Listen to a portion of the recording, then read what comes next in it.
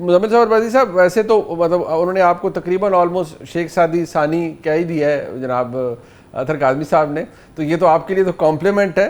تو چلے مجھے یہ کہنے دیں کہ آپ کی گفتگو میں بھی طنز کی آمیزش ہے جو آج آپ نے فرمایا ہے, جو بھی آپ کے فرمودات تھے آج. لیکن سوال یہ ہے کہ وہ جہاں مرضی ہوتی ہے وہاں عدالت کا حکم مان لیا جاتا ہے, جہاں نہیں مرضی ہوتی وہ ردی کی ٹوکری میں چڑھا جاتا ہے. اس بات کو بھی تو آپ دیکھیں نا. اور یہ کیسا نظام ہے کہ جہاں حکومت ترمیم اپنی مرضی سے کرتی ہے کہ بھئی ٹھیک ہے چیف الیکشن کمشنر جب تک نئے نہیں الیکٹ ہوتے تو چلتے رہیں اور سلسلہ چلتا رہے, حکومت کا تو کچھ نہیں جا رہا. دیکھیں میری بات سنیں, عمران خان کے دور میں بھی یہ ڈیڈ لاک پیدا ہو گیا تھا چیف الیکشن کمشنر کا. پھر الیکشن کمیشن غیر فعال ہو گیا کیونکہ کوئی تھا ہی نہیں.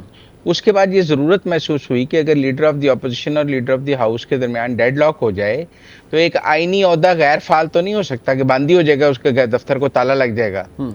Things have to move, continuity تو رہنی چاہیے. پھر اس کے بعد پارلیمنٹرینز نے سوچا کہ اگر یہ دو لوگ لیڈر آف دی ہاؤس اور لیڈر آف دی اپوزیشن کسی ایک نام پر برج کر لیں, نہیں متفق ہوتے, تو وہ ادارہ تو قائم رہے گا نا, وہ کنٹینیوٹی تو رہے گی. جب نئے نام پہ اتفاق ہو جائے گا, نیا آ جائے گا, تب تک کام تو چلانا ہے نا, ملک بند تو نہیں کر دینا.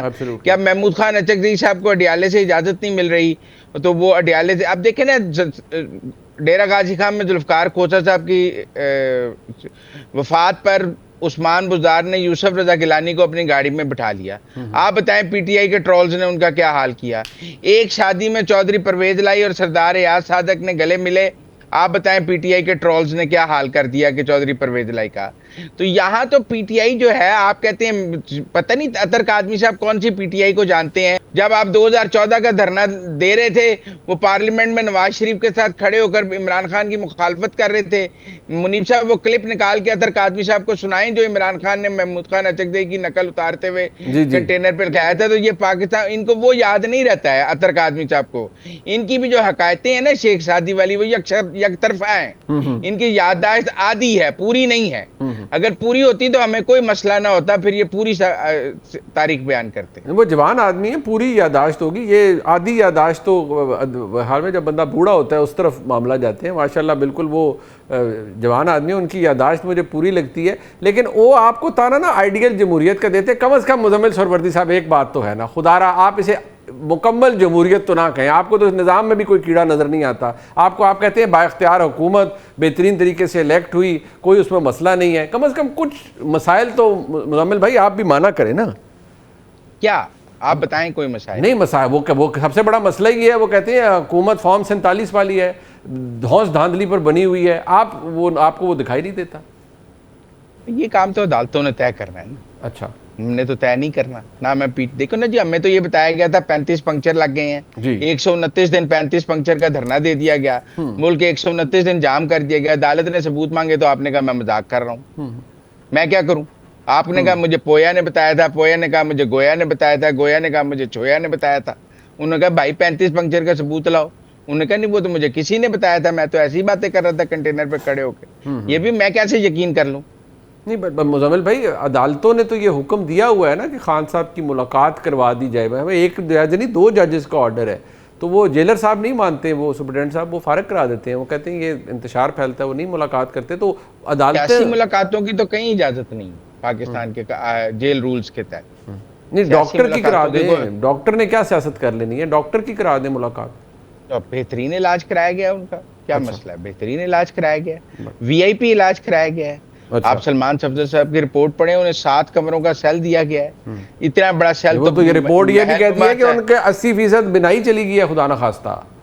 اس کے بعد ڈاکٹرز کی رپورٹ آ گئی کہ وہ ان کو ٹیکے لگ رہے ہیں, وہ اپنے علاج سے مطمئن ہے. ایسی کوئی بات نہیں. اچھا, ان کی کانسنٹ سے ان کا علاج ہو رہا ہے. اچھا اطہر کاظمی صاحب دیکھیے, کچھ کام اچھے بھی ہو رہے ہیں نا, وہ ان کو بھی حکومت بہرحال, عمران خان صاحب ایک قداور شخصیت ہیں اور سابق وزیر اعظم ہیں, ان کے حساب سے ان کی اہلیہ کا علاج ہو رہا ہے. ان کی اہلیہ کو تو بیسٹ ہیلتھ کیئر فیسلٹی کے لیے بلایا بھی گیا, ان کو وہاں پر لے جایا گیا جہاں ان کا ٹریٹمنٹ ہوا.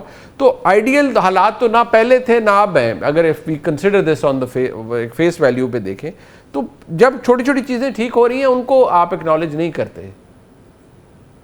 دیکھیں جو کچھ بھی ہو رہا ہے وہ تو سب کے سامنے ہو رہا ہے. مثلا ابھی جس طرح مزمل صاحب بھی کہہ رہے تھے کہ آئینی عہدے کو خالی نہیں چھوڑا جا سکتا, تو مسئلہ یہ کہ آئین کے اندر اور بھی تو بہت ساری چیزیں ہیں، کیا ان ساری چیزوں کے اوپر ہم اتنی توجہ دے رہے ہیں؟ کیا وہ جو ان کی ملاقات کا معاملہ ہے یا دیگر معاملات ہیں، اس میں کیا وہ سب کچھ ہمیں سامنے نظر نہیں آ رہا؟ تو مسئلہ ابھی بھی وہیں کا وہیں کھڑا ہے کہ آپ جتنا مرضی اس کو شوگر کوٹ کر لیں، جتنا مرضی گھما پھرا کے بات کر لیں، سچویشن یہ ہے کہ جو موجودہ نظام ہے اس کے اوپر کوشچن مارک بھی، اور پھر جو حکمرانوں کے رویے ہیں اور جس طریقے سے چیزوں کو چلایا جا رہا ہے اس کی وجہ سے مزید پیچیدگیاں پیدا ہوتی ہیں. یہ ایک ڈفرنس ہے. دیکھیں، جو اپوزیشن لیڈر ہوتا ہے اس کا کام یہ نہیں ہوتا کہ وہ اگلی جو حکومت آ رہی ہو یا جو موجودہ حکومت ہو اس سے ٹکٹ مانگ رہا ہو.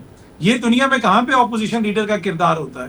تو مسئلہ یہ ہے کہ یہ صحافت کے ایلن مسک ہوں گے مزمل سہروردی صاحب، پر تھوڑا سا گنجائش نکالیں کہ اتنا بھی نہ کریں کہ مطلب انہوں نے کہہ دیا کہ یہ تو کوئی مسئلہ ہی نہیں ہے، آئینی عہدہ خالی نہیں ہونا چاہیے، آئین کی خیر ہے.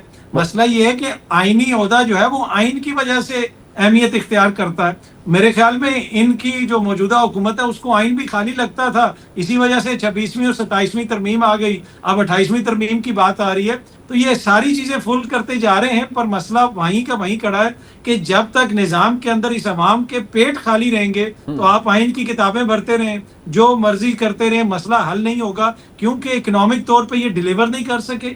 اگر یہ ڈیلیور کر لیتے منیب صاحب تو بہت ساری چیزیں چھپ جاتی. تو اس وجہ سے مین ایشو وہی ہے کہ آئینی بحران تو آپ کو نظر آتا ہی آتا ہے، ساتھ جو معاشی بحران ہے اس کی وجہ سے پھر بہت زیادہ اس کی شدت محسوس ہوتی ہے. 414 روپے کا آج کل پیٹرول ہے، اور ویسے شیخ سعدی نہیں، مزمل صاحب کی گاڑی نہیں، مزمل صاحب کی گاڑی تو وہ عمران خان کے دور میں 150 پہ بڑا مہنگا ہوتا تھا، روز ٹویٹ کرتے تھے. اب تو یہ پھونک مار کے گاڑی چلاتے ہیں، ایسے کر کے ان کی گاڑی چلتی ہے. اس لیے شاید شیخ سعدی کی حکایات سے لے کر ایلان مسک کی ٹیکنالوجی تک آ گئے. ویسے بھی الیکٹرک کارز وہاں سے چلتی، وہ ان کا بھی ایک ہوا ہے. ان کی پھونک پہ چلتی ہے، یہ منہ سے پھونک مارتے ہیں گاڑی چل پڑتی ہے. ابھی یہ ذکر ہی نہیں کرتے پیٹرول کا. نہیں، مزمل بھائی کی گاڑی میں آئی ایم شیور پیٹرول سے چلتی. مزمل بھائی ذرا ٹیکنالوجی بھی بتا دیجیے گا کس سے آپ کی گاڑی چلتی ہے. تو جو چلتی ہے، ارے پیٹرول سے چلتی ہے. آپ کو مہنگا نہیں لگ رہا نا؟ وہ کہتے ہیں آپ خان صاحب کے دور میں بہت مہنگا لگ رہا ہے، بہت مہنگا لگ رہا ہے. اچھا، میں نے تو اس کے اوپر ویلاگ بھی کیا ہے، اپنے شو میں بھی بات کی ہے کہ یہ پاکستان کی عوام کے ساتھ زیادتی ہے، اور میں اس پیٹرول کی اس قیمت کی مذمت کرتا ہوں اور حکومت سے احتجاج کرتا ہوں.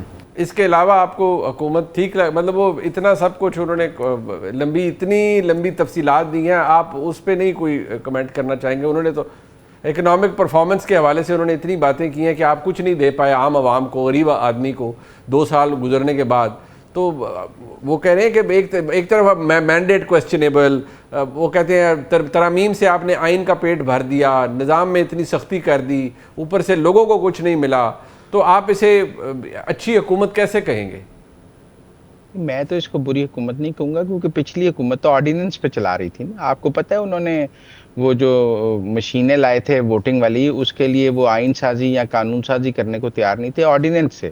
اور میں آپ کو یاد دلاؤں، جب پشاور میں بلدیاتی انتخابات کا پہلا مرحلہ پی ٹی آئی ہار گئی تھی، تو اس کے بعد ایک آرڈیننس جاری کر دیا تھا انہوں نے کہ وزیر اعظم، وزیر اعلیٰ اور وزراء کو کیمپین کرنے کی اجازت ہے. الیکشن کمیشن روتا رہا کہ یہ خلاف قانون، خلاف آئین ہے. یہ اس آرڈیننس کے تحت وزیر اعظم ہر شہر جا کے کیمپین کر رہے تھے، اور کہ آرڈیننس کے ذریعے ملک میں انتخابات کرائے جا رہے تھے.